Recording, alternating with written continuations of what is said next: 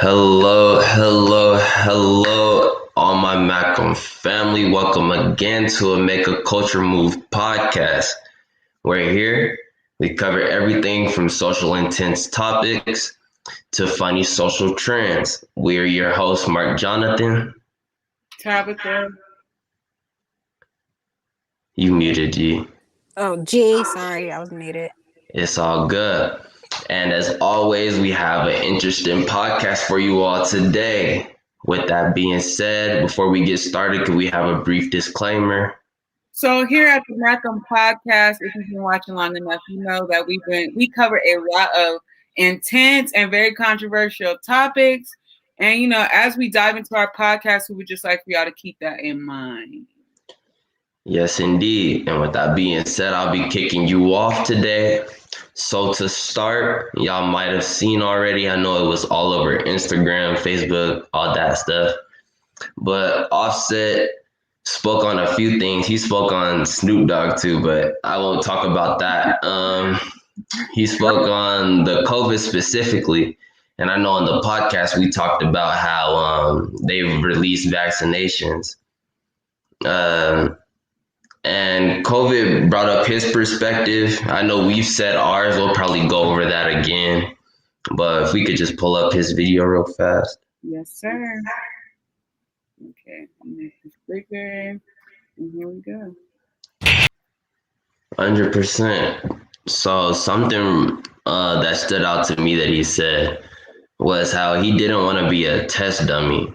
And that's pretty much how I feel about the whole vaccine thing. Like, I feel like until they test on, I'm gonna be frank, until they test on like the white population and all of them go through no symptoms, no bad stuff like that, I don't think any of our people should take it because, like they said, I don't want to be test dummies. And often they will test on the people who they say need it the most or however the case, but I'm cool on that.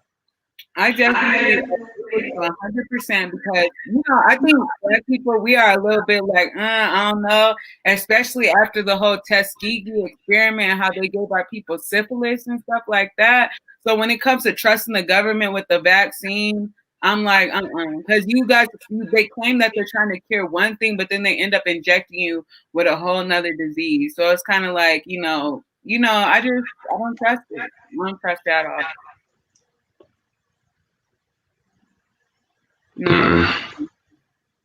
I'm lip reading though. Hear me now? Yeah. Okay. I highly suggest that none of our people get the vaccine. I'm not taking the vaccine. I don't suggest that any of our people take the vaccine.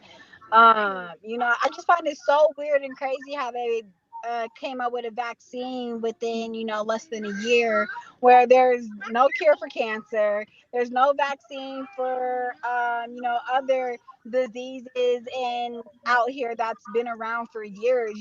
There's really no there's no full disease yet for cure yet for HIV. So it's just like, how do we have a vaccine already for COVID when it's supposed to take up to 8 months for a vaccine to properly be tested and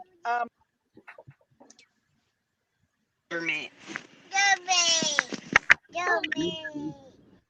Okay. So I definitely agree with what she's saying because, like, how is it that we have all these diseases with no cure, but just out of nowhere, just like that, we have a COVID-19 cure? So that's crazy. That's crazy. Exactly. But with that, final words, please, at the end of the day, do whatever you feel is necessary to protect yourself. We say do not protect the vaccine, but don't. Hey, who are we? Most vaccines and stuff, they run like a test trial on people and stuff like that consent to it. But because people know how shady these people are, we're kind of like, yeah, I don't know.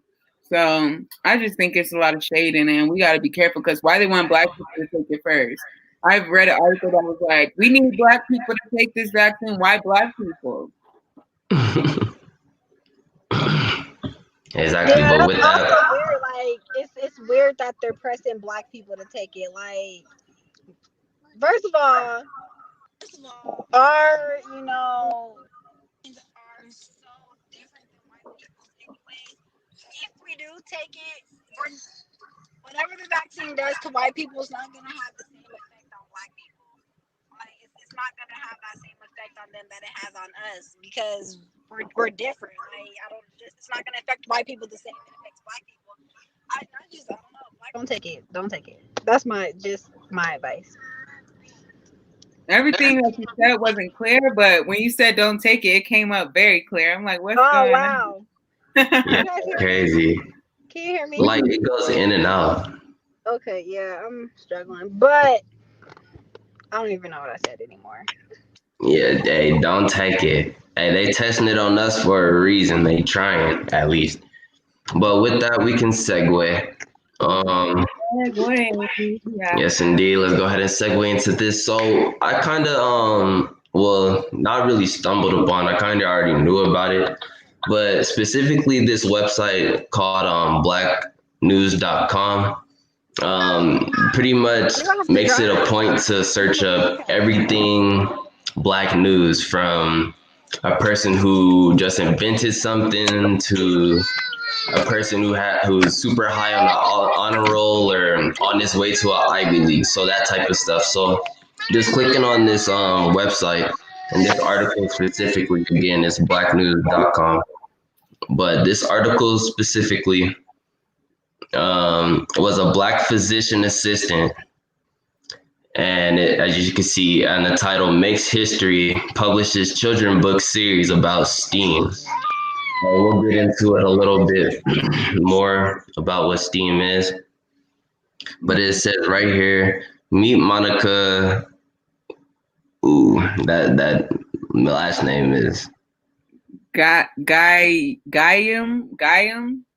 Hey, we gonna call her Monica G. All right, a physician assistant who is perhaps the first Black woman to transcend a career in medicine and law to become a publisher that cleverly introduces young readers to STEAM, science, technology, engineering, art, and math, and adults to medical legal issues surrounding issues that impact African Americans today. All right. And then as y'all can see on the side here, they have just some more articles. Twin sisters graduate with highest honors, pay tribute to their mom. So, they have all types of news about Black people. But more about this article. Monica first gained I cannot say that word. I know what it is. Notoriety, right?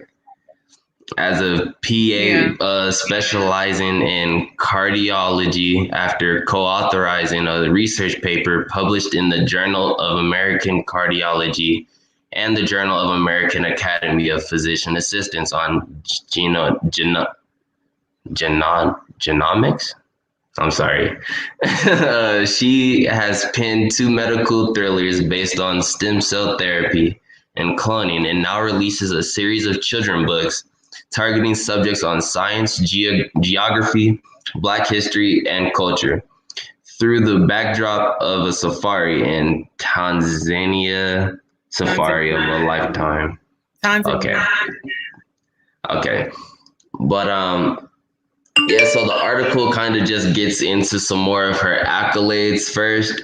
And then again, like it said previously, she made a book that basically easier, or how would you say? It chose to say cleverly, but just the easy way for kids and young adults to understand science, technology, um, engineering, art, and math. So that was just real cool to hear all of her accolades for one, um, to finish with the degrees that she did, and then to defer to start publishing books. Just amazing. It's really using what she's learned in her gifts to really help out our community. So That is amazing. Because, a lot of times when I was in school, they had like this STEM program, which is like science, technology, engineering and mathematics, but they never included art. And art is so important when it comes to, utilizing the fullness of your brain, because we know that one side of the brain controls like logic, and then the other side is like more of the artistic side. And if we're not utilizing our whole brain, like that's not good. We're teaching our kids to be one-sided. And I think like math, like logistics and art, they come together and make a beautiful, beautiful, beautiful equation that just plans out perfectly. So I definitely highly recommend and highly suggest that we all utilize the fullness of our brain. Yeah, I think, the STEM program definitely needs to be it needs to be glorified a little more in the Black community. It's not glorified the way that it should be. We have inventors dating back to the beginning of time. You feel me? Like Black people have invented everything. So it's just important that we really push the STEM program in our Black youth and our kids, because I mean they are the leaders of tomorrow. They are the leaders of tomorrow. So it's important that we push this part of our culture in them as much as we push hip hop culture and urban culture into them. We need to be pushing the STEM program into them just as hard or even harder in them as well, because it's going to take them far. So yeah, props. Definitely, because we definitely, as a people, we push sports on our kids. Be like, you gonna be a basketball player, you gonna be a football player, and we need scientists, we need doctors, so lawyers. Absolutely, exactly. But yeah, with that, that's all I have.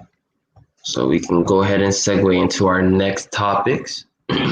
All right, so the next part is gonna be, you're gonna be with your girl Tabitha, and we're gonna be talking about Kamala, however you say that woman's name, Kamala Harris, Joe Biden, and how like they, the Democratic Party, and both of them really, because they're both wings on the same bird, but they try to cover up and say that they're not racist and things like that, but that is really not the case at all. Joe Biden's family, as you'll see as we dig into these videos, I'm not going to be reading for y'all today, all praises, because, a sister be struggling. But we're going to get into these two videos that covers how Kamala Harris's family owned slaves, and so did Joe Biden's family owned slaves, but they're so, quote unquote, pro-Black and pro-progression for a better future and, a better outcome for the Black community. So, I know that it's a crock of, I'm not going to say a crock of, but yeah, I just thought that this was interesting to find out that, they both shady. And it's crazy because as you're going to see in this article or in this video, they claim to be pro, but they ain't pro. So we're going to get into it. And here we go. So we don't endorse this, this advertisement. So as you know, or maybe you don't know, Yelp is now deciding that they are going to start highlighting any business that has been accused of racism. Isn't that great? So thank you, Yelp. We can certainly trust you now to get the truth. This is the cancel culture. Okay. Case into the 1700s. It costs thousands of dollars. This report goes back 6 generations in Joe Robinette Biden's family tree. Do we have the graphic here? If you're watching Blaze TV, you can see the chart. There it is of 6 generation of Biden's family. Starting with Generation 1, the current candidate for president, Joe Robinette Biden Jr., Generation 2, Joe's father, Joe Robinette Biden Sr., and on to Generation 6, starting in the 1700s, Jesse Robinette, who was born in Maryland in 1776. Wow, what a great thing to have, huh? Now, here's where it gets dicey. Let me show you the next document. This is from the U.S. Federal Census in 1820. 9th up from the bottom list as the head of the household, Jesse Robinette, as in Joe Robinette Biden. This is Joe Biden's great-great-great-grandfather. Now, the left side of the form is the count of Jesse's family. But the right side shows something else. How many did Joseph Biden's family, how many slaves did they own? Well, Joe Biden's great-great-great-grandfather owned 12 slaves in 1820. 5 male slaves, ages 14 to 25, 2 male slaves, ages 26 to 44, 3 female slaves, ages 0 to 13, 1 female slave, aged 14 to 25, and 1 female slave, aged 45 plus. Now, according to this report, again, from a very respected genealogy firm that is trusted by both famous celebrities and politicians, Joe Biden's ancestors were slave owners. Now, with that little chunk of information, it kind of puts Joe's work with segregationists in a whole different context now, doesn't it? It adds a little more weight when Joe tells black people that they aren't black unless they vote for him. I can almost hear the crack of the whip. Yeah. It makes the remark that he made just a few years ago, they're going to put all of you back in chains, a little more grotesque, seeing it was his family that put people in chains. It makes it all the more sickening when last week he said a black woman was stocking the shelves while he was safe in his basement. It's weird that nobody has ever really dug this far into Biden's father's side or family. Or did they and just not want this to get out? Now, after knowing this, and if you work at the altar of cancel culture and societal justice, can you still be calling for the destruction of statues and monuments and still vote for Joe Robinette Biden? After all, his family was there. And they owned slaves, just like Thomas Jefferson, who must now be destroyed. So, yes, I just wanted to bring that out because,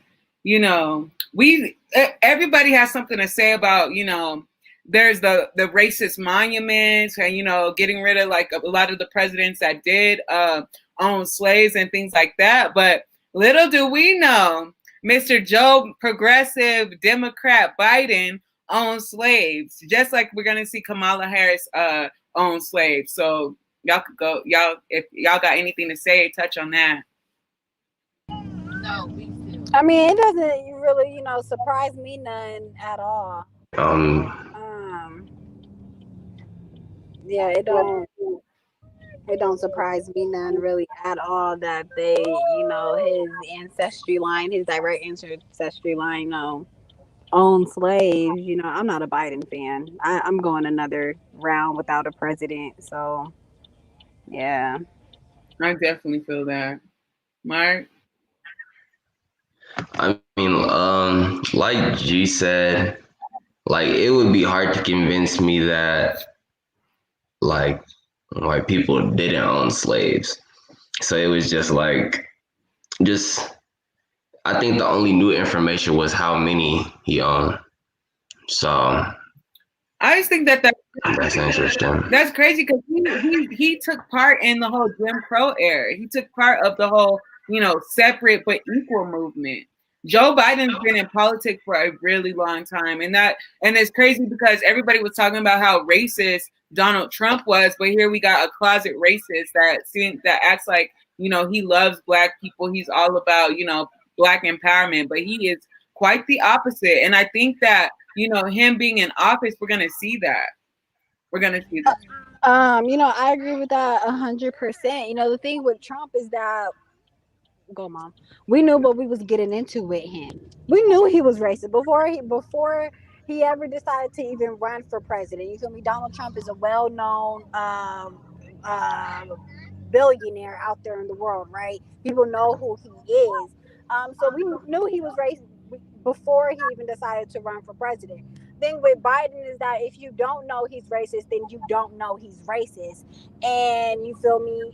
He puts on a really good cover face to pretend like he's not.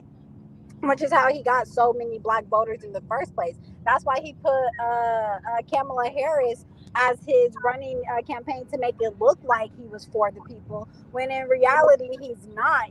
So like, I don't know. I'd say Biden is more racist than Trump because he's undercover racist. The undercover racist is worse than an upfront racist because you don't know what they're capable of or what their true intentions are. Whereas, as far as an upfront racist, you already know what you're getting yourself into. Exactly. I understand that. I mean, a known racist is out loud. I must put it like that way. Out loud racist is better than a private racist. I would rather, know what it is. It's kind of like those people at work that make it clear that they don't mess with you. And then there's those people at work that, don't make it clear that they don't mess with you. And they try to be buddy, but behind the scenes, you might make little mistakes here and there, but meanwhile, they're reporting you to the boss. You know what I'm saying? Like that's the stuff that I'm talking about. That's the stuff I'm talking about. And it's crazy because I live in Alabama, and these white people whose ancestors definitely took a part in our enslavement. They try to act cool, but then when you go to their house or you're outside their house, they're like, you can't come in my house because X, Y, and Z, and they know exactly what's going on because of the history that's there. So. Right. And it's like kids in school or whatever, like kids, they come to school, they have black classmates that they see, and learning how to not be racist at school but go home and have racist parents, but have to come to school and don't either try super hard to not display it because they're learning and understanding that it's wrong, or because children mimic what they learn at home, they're displaying that whatever they're learning at home to with the kids at school. Exactly. I feel like I feel like as far as the presidency goes and like the deciding factor on who to vote for, I feel like it's definitely like what you guys were saying, the known knowns and then the known unknowns and then the unknown unknowns. You feel me? It's like that type of expression. But it's like I already knew Biden was a racist, like you all said. But it was just like watching what Trump did.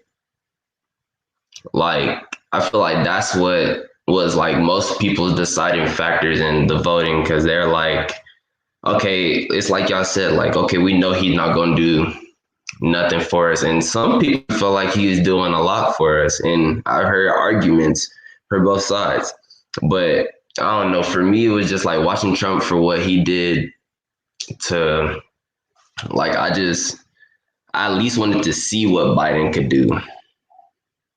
Well, politically, Mark, think of it like this. So you took the blind test to see, were you more Democratic or more Republican? And you came out more Republican view side than more Democratic view side. I did. So when you think of it as just politics and you take emotion out of it, because a lot of people vote based off of emotion and not based on what the politics are specifically telling them. When you take emotion out of it and focus on just the politics, Donald Trump is a better politician. Well, let me not say better, but a lot of black people agree more with Donald Trump politically than they agree with him emotionally. Most of it is money based too. I do agree with that. Trump is a lot more money based but yeah, we can segue into Camilla's. But there is one thing that I did want to see. One thing I did want to say, and I definitely agree with the point that G made, because a lot of people do have conservative views. I have very conservative views.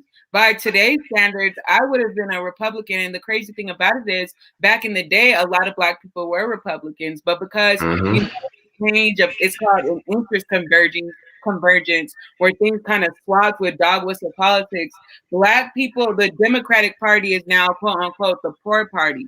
And because a lot of black people are impoverished and poor, we mostly side with I hear an echo. We mostly side with the Democratic Party. So yes, that's what it is. So But yeah, so a good segue into the next piece, right? So we're gonna talk about Camilla, however you say this woman's name, I really don't care. About her history with owning slaves and her family that's basically from India.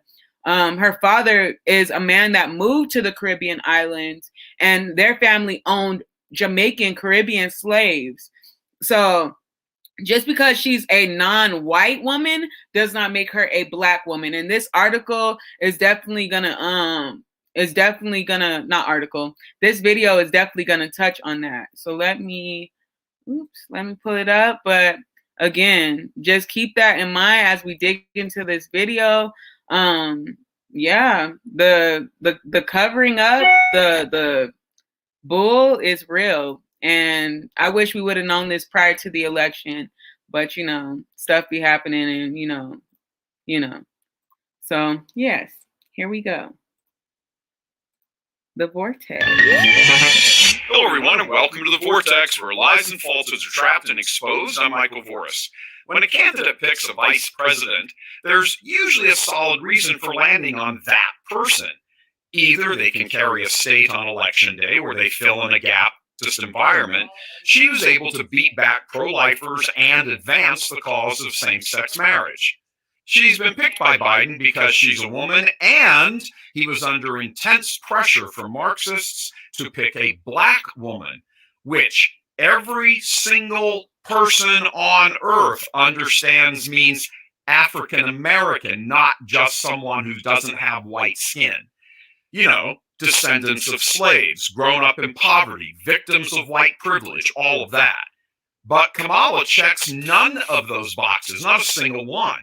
For starters, her father admits in an online biography seen here that he is descended from Irishmen, and his side of the family owned a plantation in Jamaica, complete with slaves. Yep, slaves. You heard right. Kamala is a descendant of slave owners. Likewise, she has absolutely zero biological ties to the African American community. She is not descended from sharecroppers. Her ancestors are not kidnapped from Africa and chained in slave ship galleys and sold in markets. None of that applies to her. And that's just her father's side. Her mother's side is even less applicable to the whole question of racism aimed at blacks. Her mother's family is from Madras, India. Mom was a cancer researcher who met and married Kamala's father in Berkeley, California in the 1960s when they were working and studying together. A few years later, her parents divorced. Mom got a nice job at a Canadian university, and Kamala, with her younger sister, went to live with her mother, where she grew up in a racist-free environment in Montreal. Kamala has, in fact, had none of the usual experience of what everyone understands as the American black experience. She's Jamaican and Indian. At least Obama was half black. Kamala is no black, commonly understood.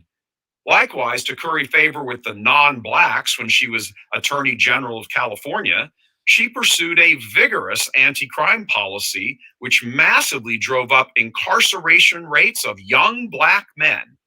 That's something her running mate, Joe Biden, also did when he was in the U.S. Senate. The same man who also verbally opposed desegregation in schooling. Kamala actually ripped him on stage at the party's primary debates for being a racist. You also worked with them to oppose busing. And, there was a little girl in California who was part of the second class to integrate her public schools. And she was bused to school every day. And that little girl was me. It's kind of curious, all this. A racist man who keeps insulting blacks with condescending comments, and a fake African-American woman who is not of African descent, but Jamaican and Indian, who will now march off together on a "blacks need to vote for us because we are woke" campaign, which will prove to be one of the most hypocritical shams in the history of U.S. politics. Likewise, a whole host of other weird questions arise from this pick. Kamala said she believes Tara Reid, the woman. Okay, so I kind of went over a little bit, but yeah, so basically Kamala is not, she's not Jamaican. She's not traditionally Jamaican as we understand, Caribbeans to be. They look like us. They're Black people living in poverty in the Caribbean islands. But Kamala Harris, as he said, her father directly descends from Irishmen, from the Irish. So long story short, that melanin that she has in her skin is from India. It's not from it's not from the Caribbean islands. It's from her mother. So, and they own slaves. I don't know how many. I mean, during slavery, some Black people did own slaves, but that was just how to set the haves and the have-nots against each other. But it was set up for a reason, kind of like today. So, yeah, I don't know if you guys have anything to say on that. The video was just like, dude, he was kind of funny, and it was just kind of like ironic getting the information, him presenting the information, because he's this blonde hair, blue eyed white boy, that's the idealistic, features. But he was kind of funny. We have this racist and this non-African American vote for us because we're so woke. That was funny. Like, he needs his props on that one. But with Kamala, it also goes as deep as to how she uses her platform, because not once has she ever used her platform for the betterment of Black people until she became Joe Biden's running mate. And now all of a sudden she's so woke and so pro-Black and so Black women this and Black men this and our Black youth this. And it's like, sis, when do you even give a damn? Like, since when have you gave a damn? You never gave a damn before, but now that you're in a position to raise your political hierarchy, you want us to vote for you because you happen to look like us? Y'all, I do not associate my Black womanness with Kamala Harris. I will not be teaching my Black little girls, my sister, my nieces, I will not be teaching them to look up to Black women like Kamala Harris, because we're not even going to refer to her as such. Like, she is such a fake and a fraud and a phony. And like, I just really hate the fact that so many Black people are ignorant to how she's fabricating her Blackness for likes from our people. Like, yeah, I'm not team Kamala.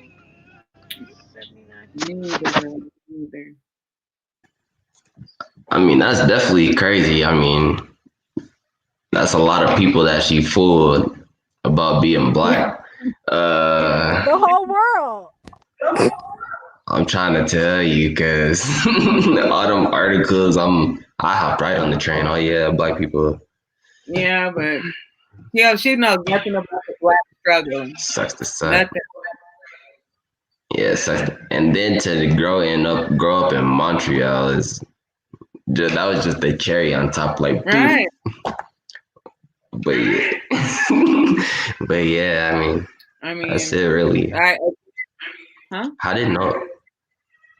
How did nobody like fact check this, like, during all the articles and stuff? Because there's the way that the media is set up. There's like a media blackout where certain information is allowed to make it to the light and certain information isn't. I know when Donald Trump was running for president, they made it clear, but they made it very brief that the KKK is funding Donald Trump in his presidential campaign, but no one, when it came to this so-called Black woman being Black, nobody fact-checked her saying, okay, so where'd you go to school? Where'd you grow up?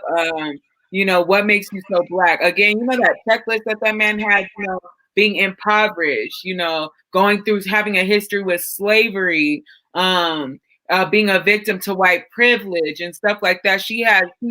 Like he said, she cannot check one of those things off of the checklist. So Kamala Harris definitely is a flake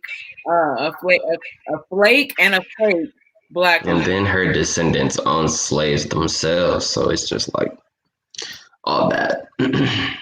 Yeah, they owned a plantation in the Caribbean islands. Crazy. She had slaves. But if there's nothing else to say on that one, we're gonna go ahead and segue to G's part. So what are we going into, G? Okay, so the first thing I have is this article about this white cop who he made false claims that he got into a shootout with a group of black teens, and that's just not what happened. So he was charged for it. But yeah, let's just get into this article. And Tabitha, if you don't mind, or Mark, whoever, if y'all don't mind reading the article. Okay. Mark, if you would like to read it, by all means. Your vision's probably better than mine. This is an uppity. I don't have my glasses on, but I'll read it. Okay, let me go ahead and read it then. White cop charged with fabricating story about gunfight with black youths. Woo, that sounds like something that happens all the time, as we know. Prosecutors in upstate New York say a white police officer made a false report of gunfight against a group of black juveniles while he was off duty last summer, the Associated Press reports. Sean McNone, a 19-year-old veteran of the Cohoes, New York Police Department, faced 4 misdemeanor charges last week, including the false report of an incident and shooting a firearm within 500 feet of a dwelling. Essex County Department Attorney Christy Sprago, I don't know how you say that, Sprago, said in a press release. The charges filed stem from allegedly false reports of an incident which did not occur that were allegedly made to 911 by Shag McNone. Spragno said in a statement, the discharging of the firearm charged was also allegedly shot fires within 500 feet of a dwelling by Sean McNone, with no specific dwelling or victim named. The incident is that it? Keep on. Okay. The incident occurred in June 2020 in Elizabethtown, New York, when McNone called 911 saying a group of black youths had harassed him near the Adirondacks Lakes residence, resulting in a gunfire exchange between him and one of the individuals in the group. But when the officials investigated, they discovered that McNone had been the only person to fire a weapon. The incident occurred after McNone had been asleep at home after a night of drinking, the AP reported, and there wasn't any evidence that anyone fired at him. McNone pleaded not guilty and was released without bail after he was arraigned, I guess. He has an expected court date in February 2021, according to his lawyer, George L. Rather than facing internal discipline, he was allowed to retire from the Cohoes police force. So I don't know if that's all you want from that, G. Is that all that you want? Yeah, sorry, it kicked me out. But yeah, that, just wanted to shed a little light on that. It's crazy how police officers taking oath to protect and serve, and it's just it's crazy how just because of the color of our skin, like our youth, we have to be on high alert all the time, because he was off duty. to start off with. Like, he wasn't even on duty, he was off duty. And it's like, what's the point of the alleged claims? Like, what were these boys doing to you? Were they even bothering you at all? They probably were just standing around being black, and you decided to make false claims on them. Like, what's the white boy version of a Karen? I don't know, Cody. You know, like, it's crazy, y'all. What y'all got? That's crazy because you know he wasn't even on duty. That's the funny part. He was pulling one of those what do you call it? Neighborhood watch moves where he was just shooting somebody. For some reason when it said not on duty, it was reminding me of like Day Day from Friday After Next, when he was like, not on duty, not on duty. So you don't need to be doing that on duty. Not on duty, not on duty, not off duty, not anywhere in the duty facility. Like, you just need to get your life together. 100% fact. Mark? I mean, just to build on to what you all said, like, it was just really unnecessary. It's as simple as, minding your own, which we have said plenty of times would save a lot of lives, would stop a lot of situations. Just not every black person is a suspect, and a violent one at that you need your gun at that. So I'm just like, why juveniles? Why we gotta be juveniles? Why can't we be something other than a juvenile? When I think of a juvenile, I'm thinking of like a juvenile delinquent, or like somebody that, I don't know. I'm saying, can I be a kid? Can I be a teenager? Right. Exactly. But yeah, no, and it's crazy because an article says that he was allowed like no disciplinary action, and he was just like allowed to retire early.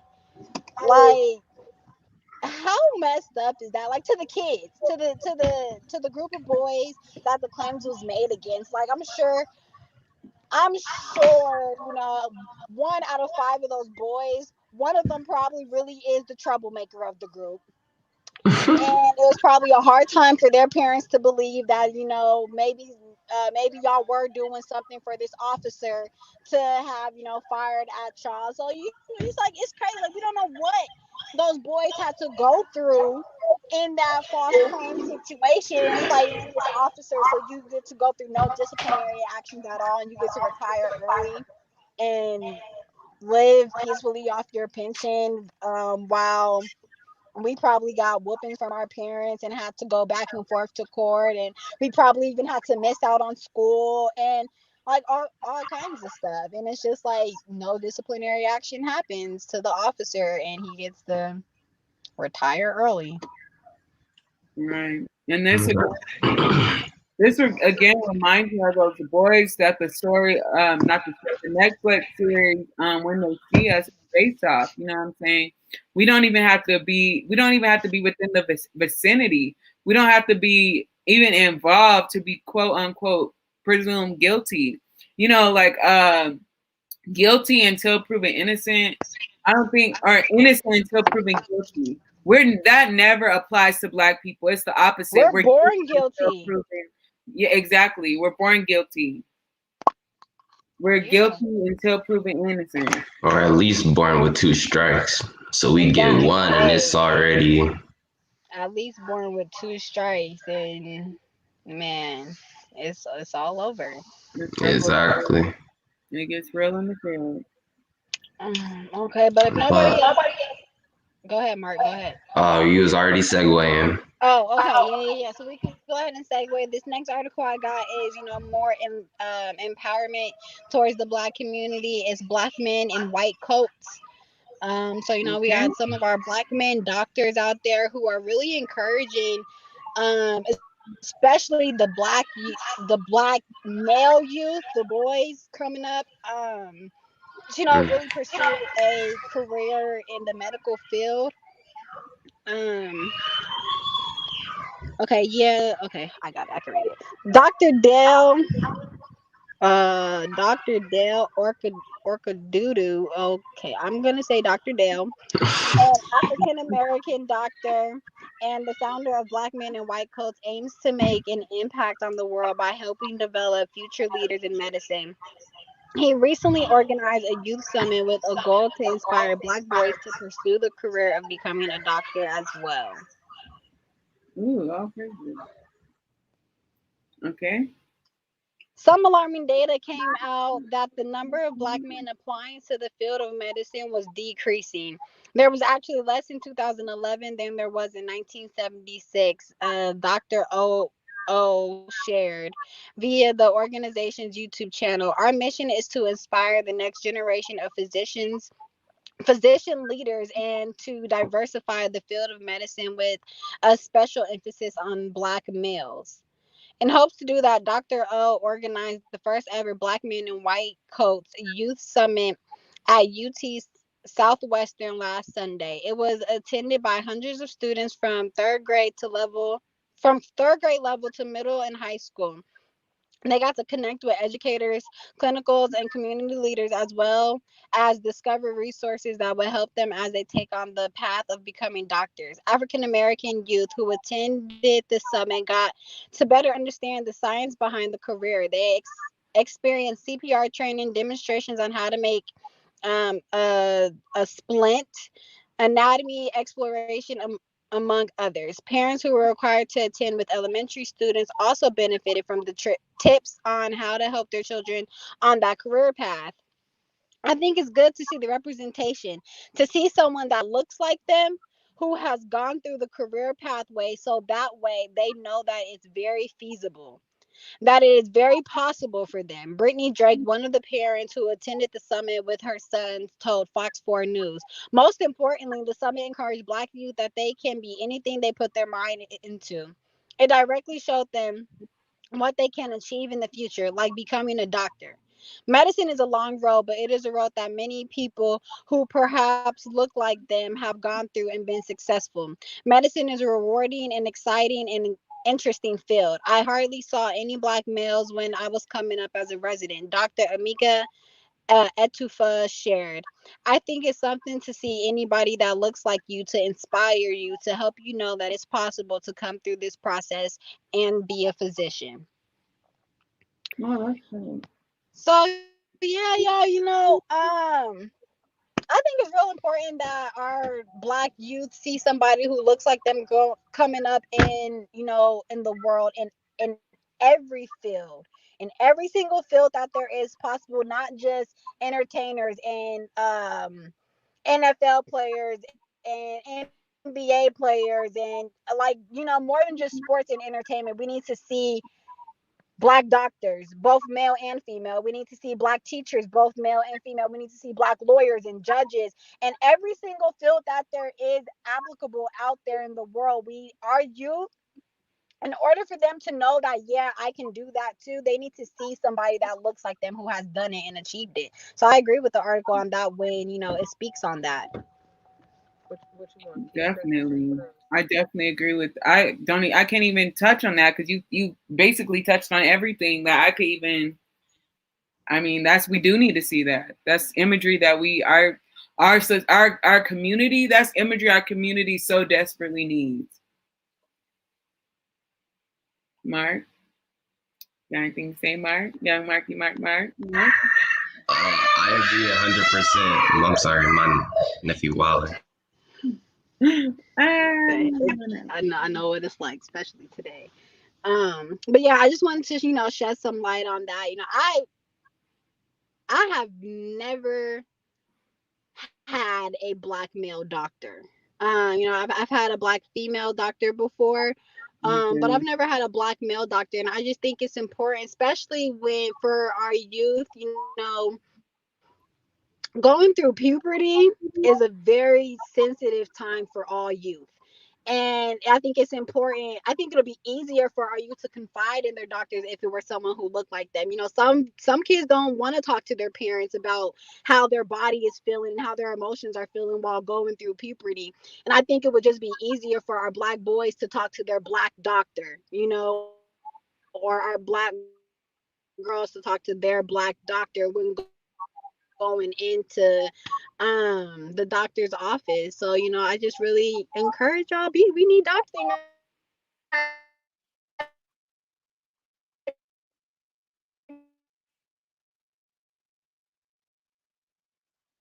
All right. So I guess this is the time to segue into the next piece.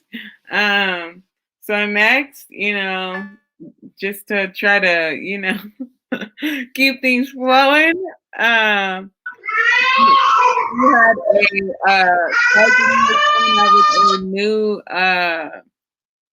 a new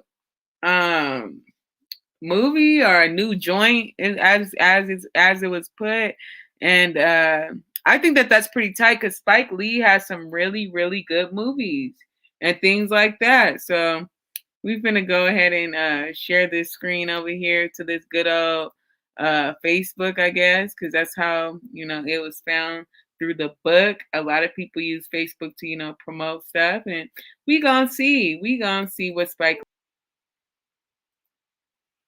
Woo. Yes, indeed. If y'all were with, I can't even. I don't know what happened. I was trying to get it segued, but I don't know. Must have got kicked out. But yeah, y'all, I don't even have much to say about it. I just encourage everybody to, you know, when the movie comes out, this is something that I suggest everybody, you know, take the opportunity to watch. Spike Lee is doing something with this one with the table turning. And I think it's very important that our generation and our society, and not really for our community, but for the white community to see what it would be like if those tables turned for the police community. You feel me? And even more so, more than just the white community, but the police community, because the police community is not just white. We have our Black and brown police officers as well, and sometimes they're the most dangerous ones, and sometimes those are the ones that our Black and brown community is afraid of the most, is the ones who look like us, because we don't know, are you Black or are you blue? We don't know, you know. So I think this is an important movie for the white community and the police community to pay very close attention to, and listen and hear what Spike Lee is trying to convey with his message. Like, for those of you who are Spike Lee fans, like myself, Spike Lee hits with every movie that he does. Every movie that he does, he hits home with his messages. So I'm like, y'all, I'm so excited for this movie, because like, I just know he's gonna hit home with it, with everything that's going on right now in the world. So yeah, that's all I got to say. I'm definitely second that motion of being excited for Spike Lee. Spike Lee is one of the, like, he is one of those TV movie producers, directors. And if you know anything about Nate Parker as an actor, that is one of my favorite actors. He did the Birth of a Nation. He played Nat Turner. He also was in The Great Debaters that had Denzel Washington in it. Like, he's played a lot of like strong roles, you know what I'm saying? And like a lot of revolutionary roles. So I definitely am excited for this movie. Again, as G said, we definitely need to show up and show out to see this movie, because COVID's happening, so we probably won't be able to see it in theaters, but you're more than welcome to watch it on, you know, some type of platform. And you know, Nate Parker, he's so underrated as well. Like, Black people, if you don't know about him, learn about him, because, you know, as Black cinema progresses, he's definitely making his name memorable and known out there. And he's somebody that needs to be known, because he doesn't do roles where he's not the gangbanger, he's not the drug dealer, he's not the absent father. He's not those roles that we see our Black men playing in a lot of movies. He's the roles that we need to be seeing. So yeah, definitely. Mark, did you have anything? Go ahead, Mark. I mean, I pretty much second or third everything they said. This is definitely a movie I intend on seeing. We should all go see it. We need the same turnout as Black Panther. Y'all feel me? This is a superhero type movie. This is inspirational in a lot of ways. You know, we scream no justice, no peace. This is no justice, no peace. So I mean, plain and simple. But with that, I believe that ends us off. Yes, sir. Yes, indeed. So just a few announcements coming up. Hopefully you all are looking out for our workshops. We have another one coming up this week. I'm pretty sure it's already done for. So unfortunately, if you did miss out, we'll have more in the future. But again, we just go over usually 3 topics. We stay over the 3 subjects of chess, of course, financial literacy and combating culture. But this week we're going to do school to prison pipeline with some special guests. But other than that, follow all of our platforms on Facebook, Instagram, just MACM303, make a chess move, all of that. And then on YouTube, we always post videos. We'll get back into that virtual art of storytelling real soon. So look out for that as well. And with that being said, has been a Make a Culture Move podcast. I apologize. And y'all MACM out there. MACM. Y'all MACM out there.